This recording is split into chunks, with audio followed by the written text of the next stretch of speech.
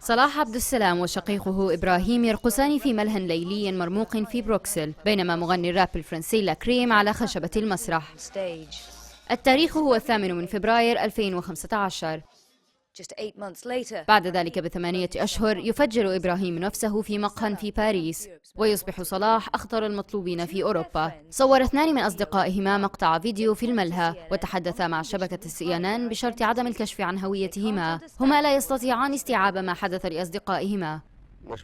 لا أعتقد أن الأمور حدثت فجأة دفعة واحدة، لابد أن الأمر حدث تدريجيا. كانوا أشخاصا لطفاء يستمتعون كثيرا، كانت تملأهم البهجة. إنهما يتذكران رجلين مختلفين تماما. ماذا كان صلاح يحب؟ اعتنى صلاح بنفسه، كان أنيقا للغاية، شخص فكاهي تستطيع الضحك معه، وكان زير نساء بعض الشيء. لم يكن من غير العادي بالنسبة له احتساء مشروب أو 2، لكنه لم يخرج ليثمل. إبراهيم كان أكثر ذكاء، وكان أكثر تحفظا في تصرفاته. تحدث كريم ورشيد تحت أسماء مستعارة، وقالا إنهما بدأا بقضاء الوقت مع الشقيقين عبد السلام في عام 2011 عندما استأجرا حانة ليبيجون التي هي الآن مغلقة بعد مداهمة للشرطة بحثا عن المخدرات. كانوا يلعبون الورق ويشربون ويدخنون الماريجوانا ويتابعون مباريات فريقهم المفضل ريال مدريد على التلفاز. تصبح الأوضاع صاخبة. هنا يشجع إبراهيم بعض التصرفات الحمقاء للسكارى. كنت أذهب إلى هناك بعد العمل لاحتساء مشروب والضحك مع الأصدقاء ولعب الورق، أي شيء يتعلق بالمراهنة بالمال. لقد كان جوا مرحا. ببساطة تشعر أنك في منزلك بين أفراد أسرتك.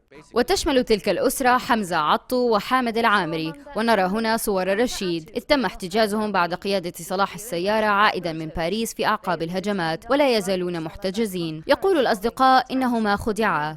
كنت مع حمزة عطو في قرابة 11:10 أو 11 مساء عندما تلقى اتصالا هاتفيا من صلاح يطلب منه أن يأتي ليأخذه في مكان ما بفرنسا لأن سيارته تعطلت، وقال إنه سيدفع تكاليف البنزين ورسوم الطرق السريعة، وإنه سيعطيه بعض المال لهذه الخدمة.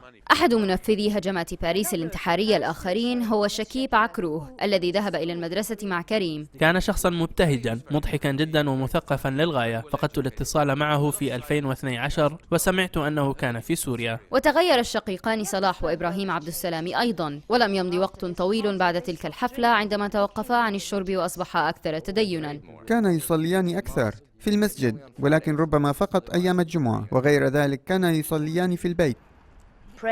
يصلون ويخططون.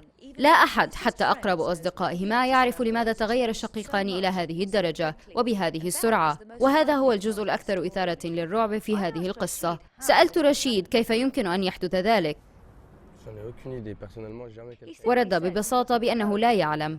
كان إبراهيم يصادق الجميع، لم يكن لديه أي مشاكل مع البيض أو السود أو أي ديانة أو عرق.